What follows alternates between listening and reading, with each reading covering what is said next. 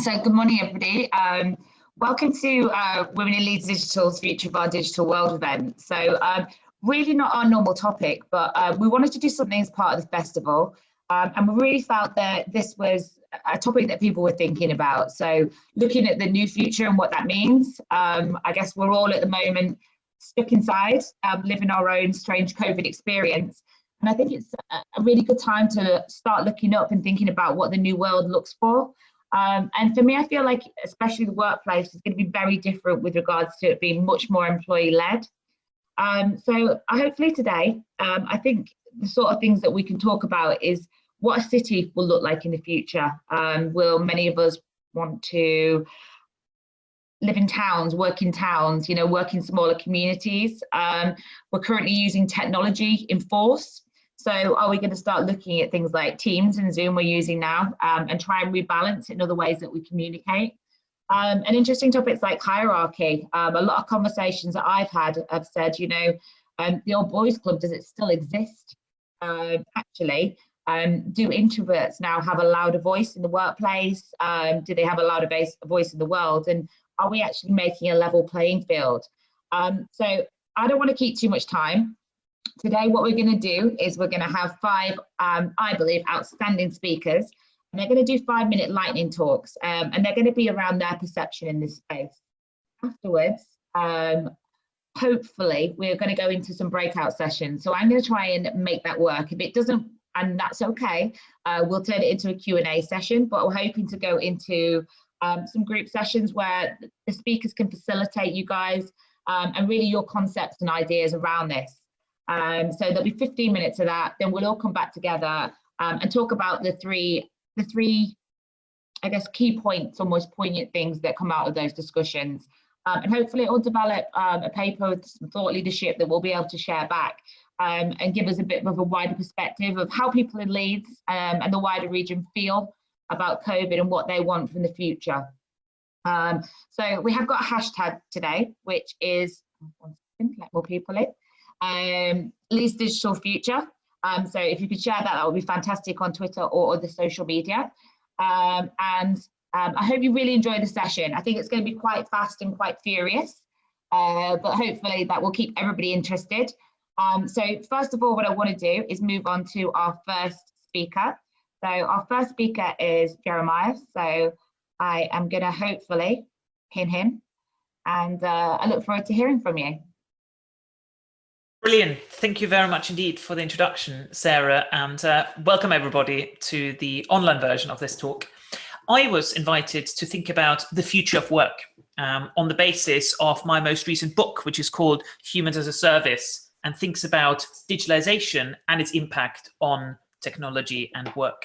And there's really three things I quickly want to touch about.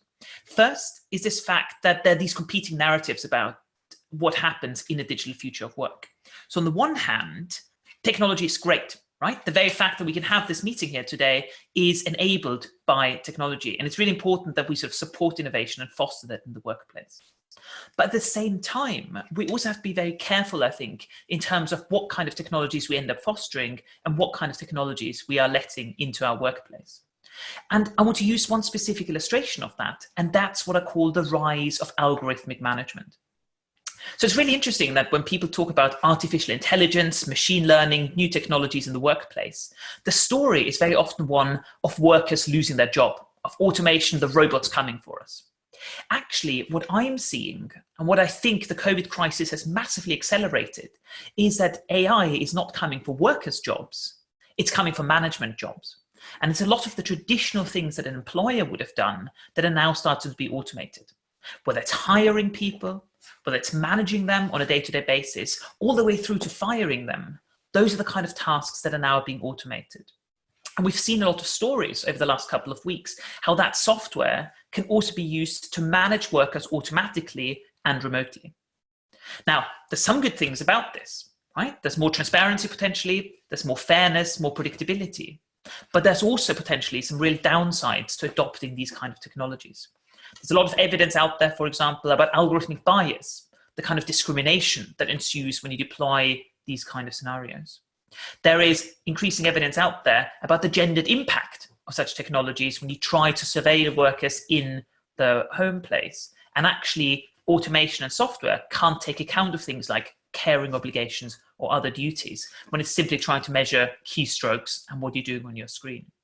And so I think it's really important that we're careful, both in a sort of sense, enthusiastically adopting this technology to be able to work remotely, to be able to reshape the workplace.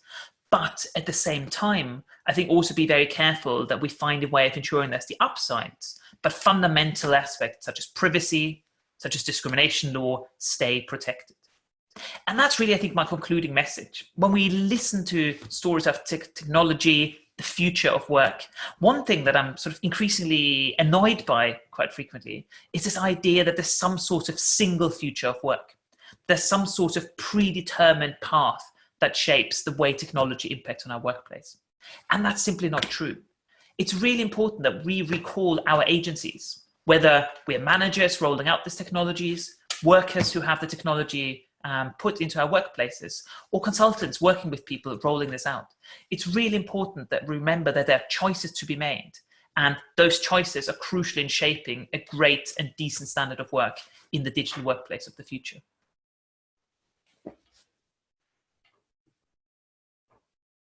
Thank you very much for that. Okay, so next we are moving on. So let's see if I can find the right person. How do you make this work? Here you go. Thanks, Anne. Wonderful. So as a former anthropologist, COVID has been really interesting to me in terms of how we communicate with each other. And if we look at countries that are handling the epidemic better than others, transparency and good communication has been the biggest contribution to more successful outcomes. And there's been loads written about the discourse of leadership, especially around like COVID. And some of the points that have led to success have been sort of cited as like the leaders that show emotion, you know, that they've had fewer cases because they're able to be vulnerable but assertive, empathetic and tough at the same time. So they're able to sort of manage those two things. They're transparent. So when you think of things like when Merkel sort of said to the German people, you know, it's serious, take it seriously. To me, that's like another sort of sign of like classic tough love. You know, she's really clear in a message, but she's also, you know, calling upon action for us. You know, she went into depth with her plans and sort of didn't sugarcoat anything. You know, she said, take it seriously. And people really listened and responded to that. And another factor is that good leaders know what matters to people. So the Prime Minister of Norway held a press conference for just the children of Norway and made sure there was no adults available or anything like that. And she said to them, it's okay to be scared, because she realized that, you know, it's not just adults, it's everyone. You need to take into the account the emotions of everyone and people's feelings that are going on from all ages. You know, these people aren't going to vote for her. She didn't need to do a press conference just for them, but it really helped, and it cemented really deep emotional intelligence, which I'm sure went a long way to help the parents as well. So emotional intelligence and transparency, these are the things that we can learn from the leaders at this time. And at NHS Digital, where I work, where we were moving at pace towards a smart working culture, you know, work when you work best sort of leadership style. But one of my favourite elements that I saw before lockdown that was really taking ahead was teams that were adopting a really strong ways of working charter. So beyond the logistics of, you know, I like to take the kids to school in the morning, so don't book meetings before 10 a.m, or I like to work late at nights. The ones that implemented it best were where transparency and emotional intelligence were at the forefront. So the teams where I saw it work best were where they were willing to be more open, to be more transparent with their colleagues, to be open emotionally. So when they had things in their team charter like, I struggle on a Monday morning because on a weekend, my home life isn't really good and it can take me a few hours to adjust. So just give me that time first thing on a Monday morning. I'm not being rude, I'm not being grumpy, I just need that time to adjust. Or another one example I heard of was, you know, someone put in their team chat, in May, I have a really tough month because that's the month where my wife passed away.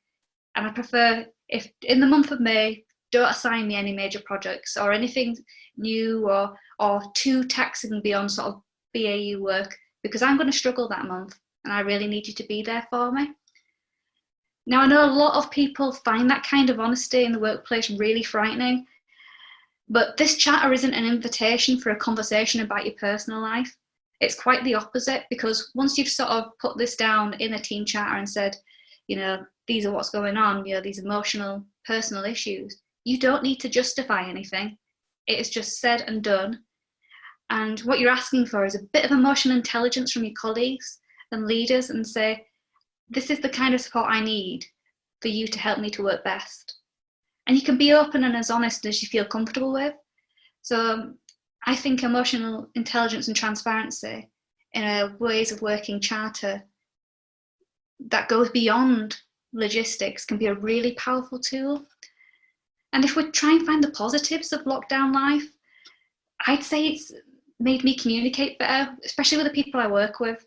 It's been such an emotional roller coaster, and everyone's been riding through it, and we've all shared this experience, but it's allowed us to be more open and honest with each other, to be more transparent. So instead of the days when someone would come up to you and say, "Oh, how are you doing today?" and you just go, "Fine," and you just shut it down, you can be honest. And people have said to me, "How are you doing today?" and I can turn around and say, "Pretty shit, really." And the reply back is usually something like, "Yeah, me too."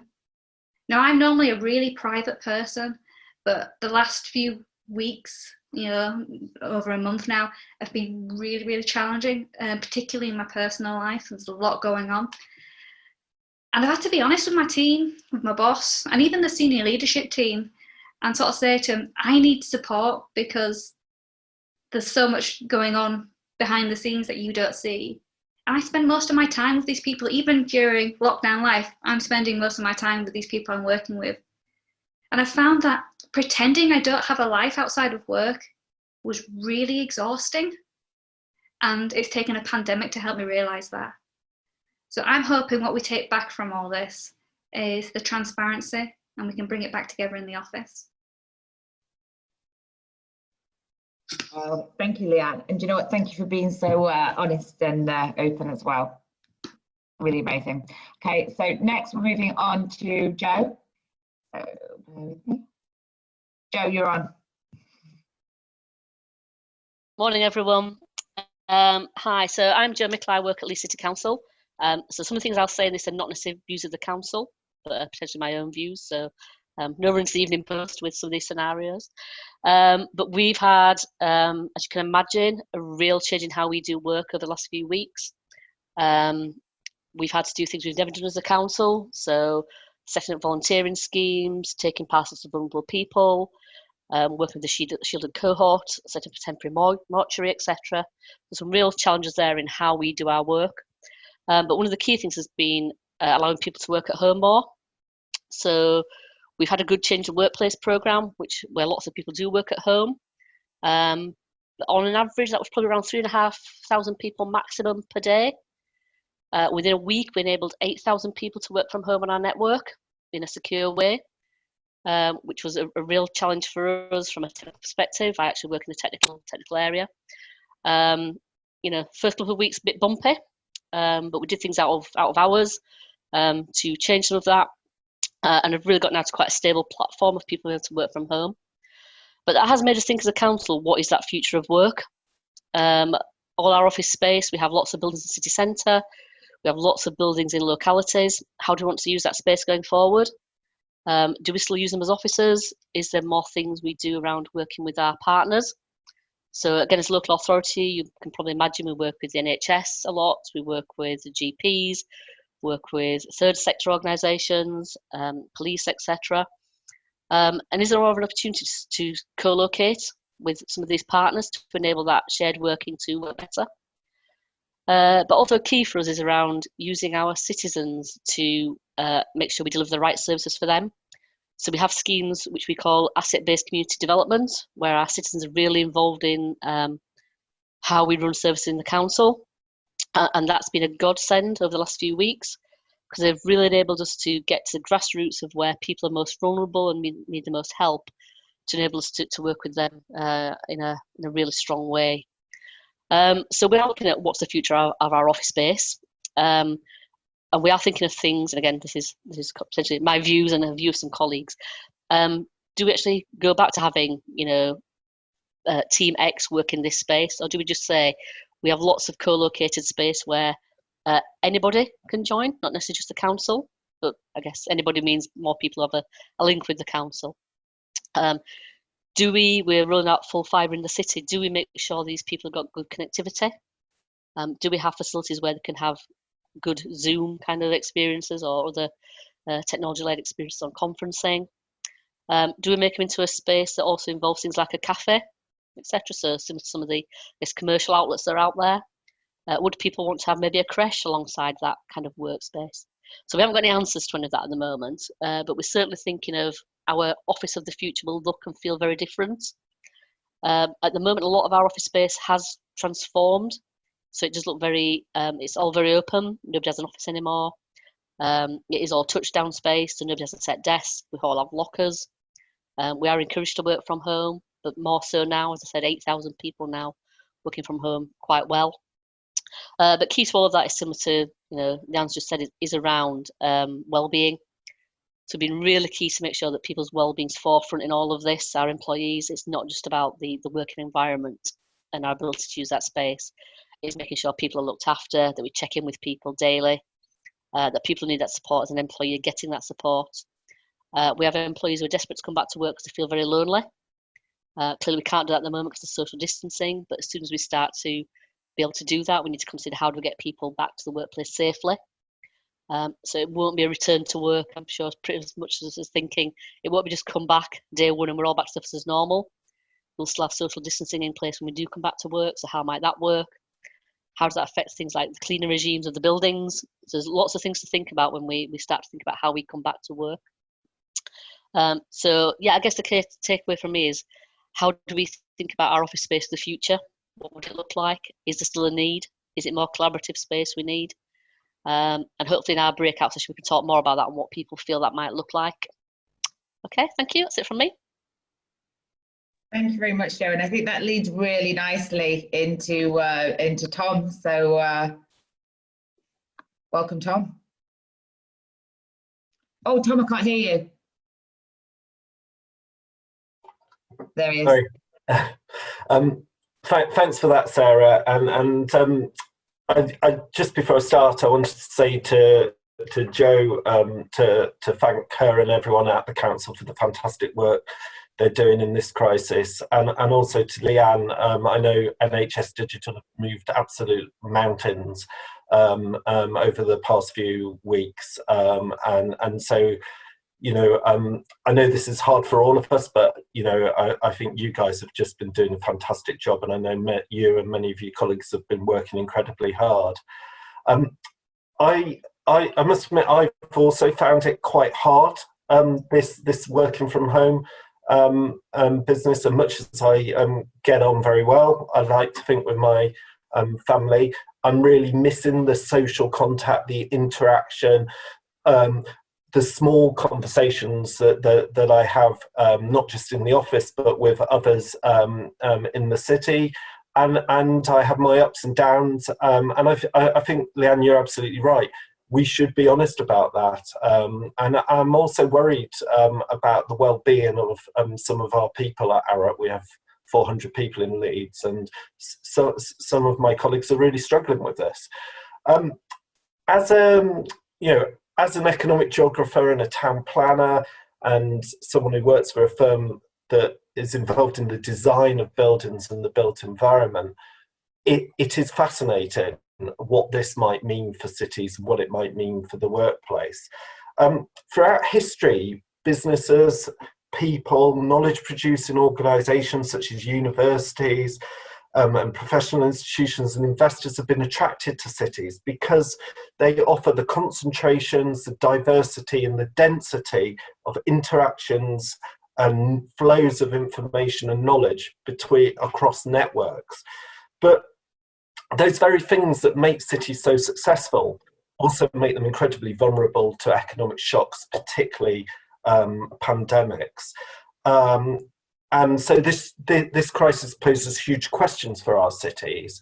And those questions are exacerbated perhaps by the experience of working from home technology. Why locate in the city? Why have expensive office space in the city when people can work from home, communicate from their home, and be where there's less risk of disease and infection? But I believe very strongly and profoundly that our cities will bounce back and the workplace will bounce back. And I think actually cities and those high densities of face-to-face contact will become more, not less important. Cities have been written off previously, but what people said with technology, we wouldn't need to meet face-to-face. We could all sit at home and talk to each other. But what's actually happened is, as the economies become more complex, more knowledge-based, more focused around spillovers of intangible information, creativity, data, software, and so on, people no longer want to just sit in their homes or even sit in their offices and keep their ideas secret. They want to collaborate, they want to compare, they want to compete in the sort of hyper-caffeinated spaces between the buildings. And actually what we've seen is greater clustering of firms and smart people in cities. So I think cities will bounce back, and I think there's a number of other reasons why they need to. One, I think it's in cities where we have the best prospects for rapid innovation needed to tackle some of these big health and societal challenges that we face, whether it's around finding a vaccine, whether it's looking after vulnerable people, whether it's coping with an ageing population, addressing the challenges of climate change and air quality. Our cities have the right institutions, the right talent, and the right businesses that can work together to solve those problems. I also think now is a great time to treat our cities as kind of test beds for innovation. The real world is going to have to look and feel very different as we move out of isolation and into a new test, trace, isolate phase. Government have already announced a trial of delivering medical supplies by drone, where other cities are repurposing their road space to make more space for pedestrians and cyclists. And actually we can use this opportunity to use our cities as testing environments for new technologies. I think third, we need to build the right ecosystems. We need to really get behind our entrepreneurs, our innovation-led scale-up businesses and start-up businesses to form a key plank of our economic recovery plan. The economic recovery needs to be more than just about bricks and mortar and hard infrastructure. It needs to be around some of that soft infrastructure as well. I think then finally, I would say, and I'd absolutely agree with what Joe said, I think there is a future for the office and the workplace, but its primary purpose will change. I think many of us are craving that collaboration, that sort of melting pot that the workplace provides. My prediction is we will want to go back into our offices. Firms will want the right sort of office space in the right locations. They don't need less of it, but I think its primary purpose will not be to provide large banks of desks, and as Joe says, to have teams sat in their silos. It will be to foster collaboration. It will be to foster the innovation and to build the relationships amongst colleagues, but also with other organisations. So whereas offices at the moment perhaps provide lots of desks with a few meeting rooms and collaborative spaces, I could see in the future that could flip. Their primary purpose will be collaborative, and they'll have a few desks, and people will choose to work at home and probably will want to work at home at least some of their time, but probably not all of their time. So I think just to sort of sum up, I would just say history has shown us that cities can adapt and change to shocks. And the health crises. In 1854, John Snow meticulously mapped the London cholera outbreak to identify the source, which was a water pump. In 1869, Leeds opened a new general infirmary at Great George Street, where Florence Nightingale had advised on the design of that. And we've already seen some fantastic innovations, such as the new Leeds valve to enable 3D printed ventilators to be produced. So I think, you know, our towns and cities and our workplace will be different as a result of their crisis, but they'll be central to the huge economic recovery effort we've needed. We've built our modern world around proximity. COVID-19 has made some of the costs of that really painfully obvious. We can either reorientate ourselves around distance, but I don't think that's the best thing to do, or we can recommit ourselves to perhaps the battle against density's greatest enemy, and that is disease. I think the challenges are significant, but I think cities, density, and a modern future for the workplace based around collaboration and innovation have a huge role to play in the months and years ahead as we recover from this. Well, thank you so much. I think that was super interesting. And just to remind everybody, we are using a hashtag which is Leeds Digital Future. So I know there's some stuff on Twitter, but if anybody would like to share things that they hear or inspired by today, please do so. So we on to our final speaker, which is Naomi. So Naomi, I'm going to bring you to the forefront. Hi, good morning. Hello. Just really quickly, I've loved everything that all of you have said, and you've probably stolen some of my best lines. So, but no, I just wanted to say just about my personal experience as well. I've found it incredibly difficult, as I'm sure all of you have. It's not an easy time. I've had lots of things change in my sort of situation with work. I've gone from consulting for about 14 years and starting a job in January to it finishing at the beginning of April because the guy that I worked with suddenly panicked. And talking about, the way that companies, and employees, whether they're going to be able to go back to, are things going to go back to the way they were? I don't know. I think this has made people very quickly realise that actually you can be flexible when it comes to working from home. I've worked remotely for years. I don't necessarily work from home. I'd rather go to a co-working space because I seem to not be able to concentrate at home as much as I can in other places. But I think that it's going to be very difficult for people to go back to what is normality. Offices, I think, Tom, you mentioned a number of things about the way office spaces are working. I've always worked in quite collaborative environments anyway. And I think what this has done is given employees a voice as to how things can run within a business. You've seen retail has to change overnight. Little small shops and things have had to change very, very quickly to be able to keep up with demand. Innovation has happened quickly, and that's a good thing. But then also, I have shared an article on Twitter whether we're going to have to pick up the pieces as to whether that's good enough later on is a fact, but what it has sort of shown is that people can thrive under pressure. I think it's also made the people who are in charge of businesses communicate more with their employees than they ever have done before.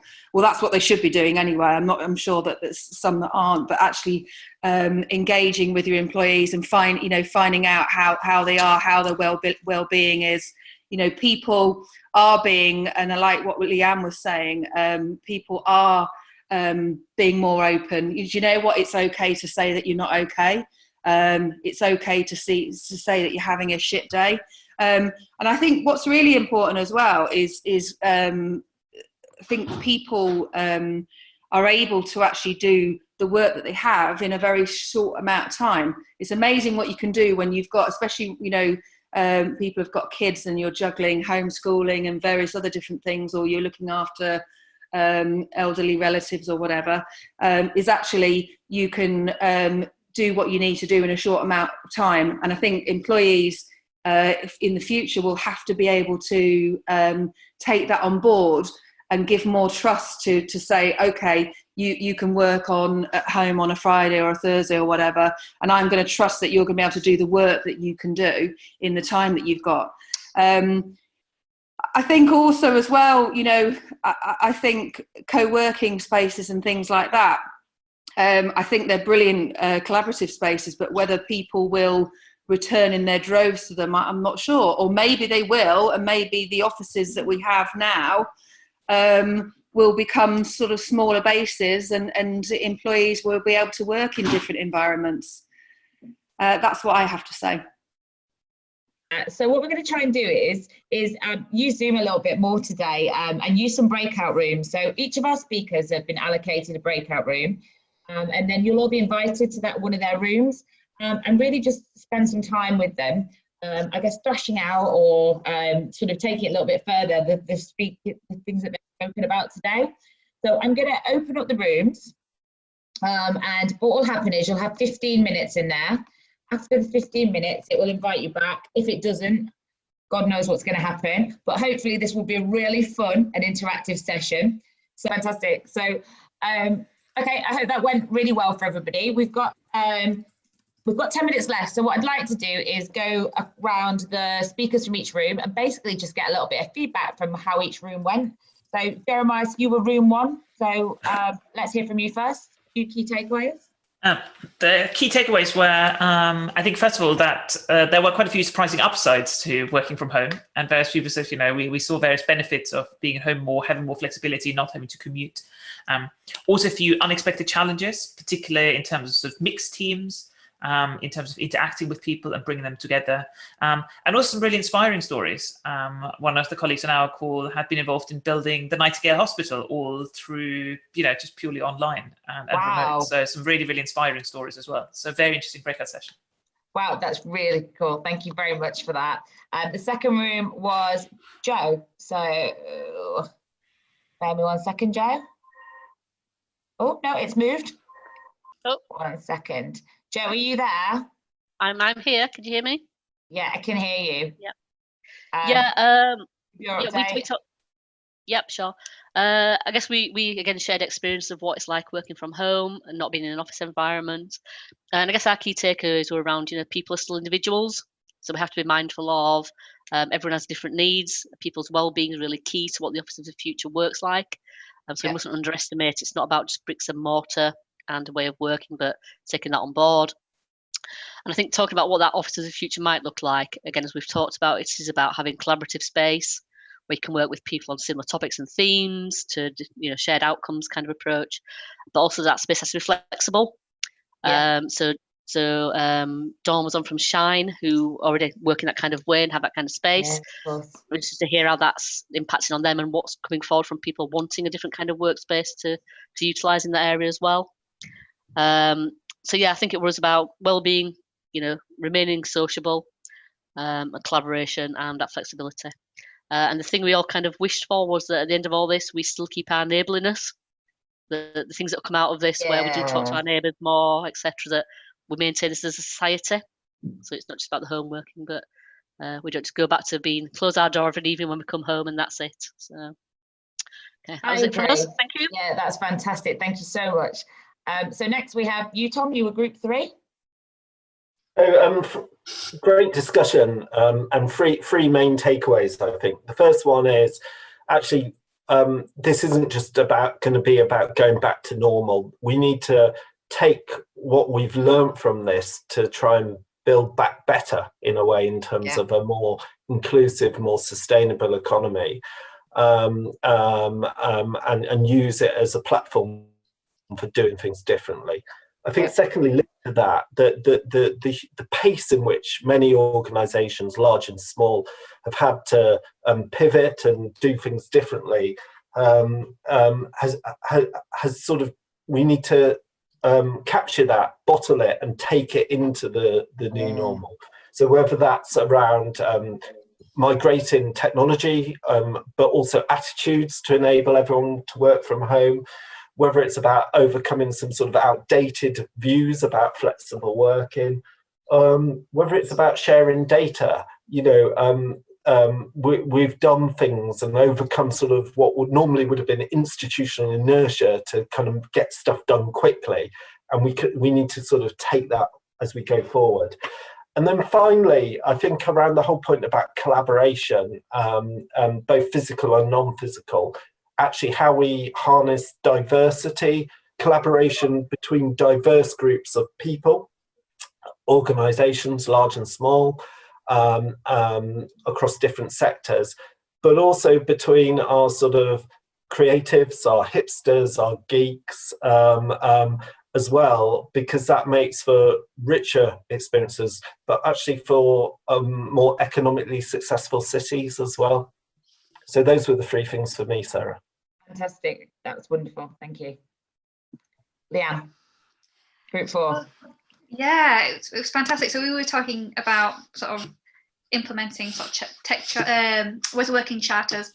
And one thing that sort of came up, which was a really valid point, was how if you're sort of junior into a team, there's this old hang-ups that if you sort of show weaknesses to maybe your boss, your leaders, there's that whole thing around, if you become vulnerable in that sort of sense, share sort of your emotional baggage in that way, is it going to be perceived as a weakness? And will that sort of mar your career going forward?